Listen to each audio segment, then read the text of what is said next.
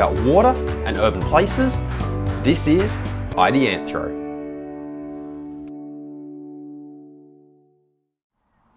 Hey everyone, and welcome back to Ideanthro. Coming to you again today from Gilgandra with the assistance of the Central West Council's Environment and Waterways Alliance, who have invited me out to regional New South Wales for a couple of days to look at what councils out in this neck of the world are doing that is water sensitive.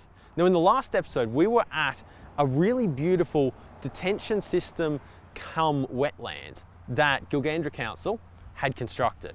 And look, I can't express enough how much I really like that system. For a very simple system, for what is, like, let's be honest, essentially a hole in the ground with some plants in it, although it's a little bit more than that, right? That's not quite doing it justice. But for what is essentially a hole in the ground with some plants in it, it is a really functional piece of stormwater infrastructure that's also, you know, it's got those flood detention properties, but it's also got that amenity and that habitat, and it's really nice. Well, today we're only a few hundred meters away, and we're at a system that just hasn't quite hit the mark in the same manner.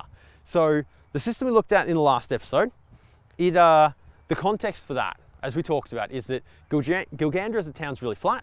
It's got quite a few historical drainage issues. It's got some new development happening, and that new development in some parts of the town then drains down into these older areas that have got these existing drainage issues. So they need a way to try and prevent flooding. And so that wetland in the previous episode is flood detention storage to detain, trap, slow those flows and take some pressure off the downstream drainage in the existing town. This area behind me today is the same concept at play, right? It is a hole in the ground for detention storage to capture stormwater, slow it down, trap it, prevent flooding downstream. But clearly something hasn't quite gone to plan like at the previous site from the amenity side. Still functional as a detention system, right? But not quite hitting the mark from the point of view of amenity and habitat and all that good, lovely stuff, water quality that we also want to get with this. Now, there could be a few reasons for this. One of the reasons, almost certainly, is the fact that part of the upstream catchment is currently bypassing this. There's long-term plans to put some culverts underneath the train line and bring in a whole big new catchment into this space. That's not happening at the moment. So clearly missing some of its catchment, not getting the flows in that it should.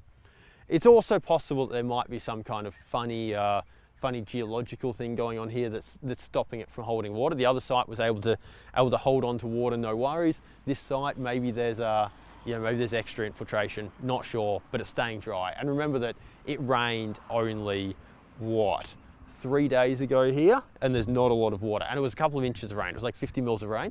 So it was a fairly good rainfall event, but there's only a little bit of water in the base of it. So for whatever reason, it's not storing water as well as it should, and all the plants that were originally planted here have died.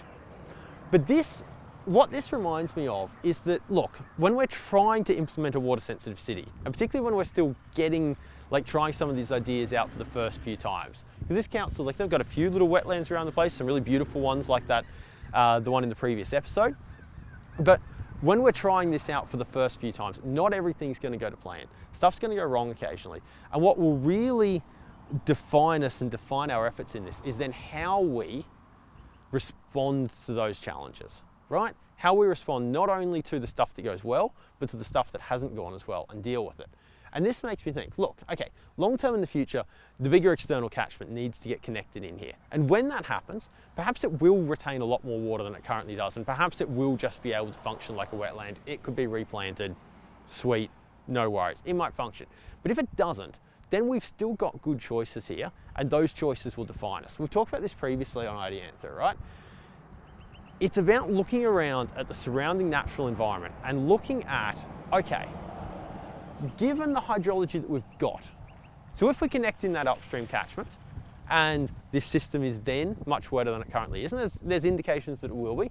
I was up in that catchment before and there's some ponded water being held back right now. If that was in here, there would be more water here.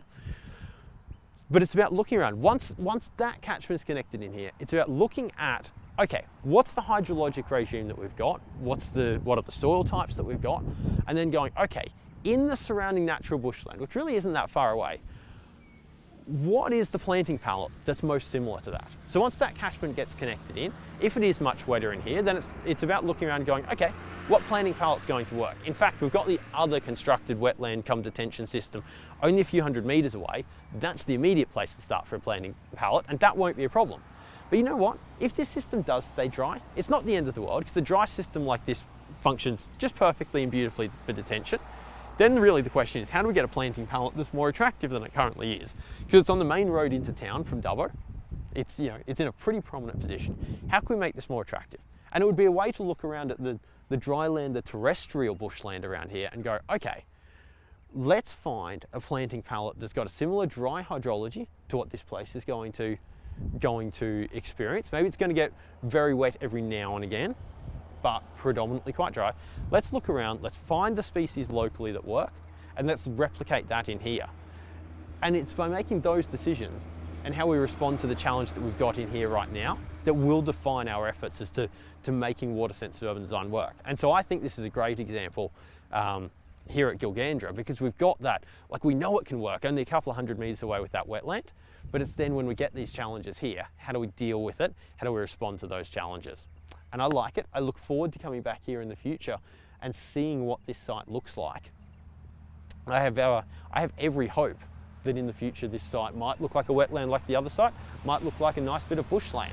We'll just have to see, get that other catchment connected in here, and then make the most of this site. I'm looking forward to coming back and seeing it in the future, but we're just going to have to wait, and so will you. And that's it. Thank you for tuning in. I hopefully will bring you back here in the future, but for now, that's it. Thanks for tuning in. We'll see you next time.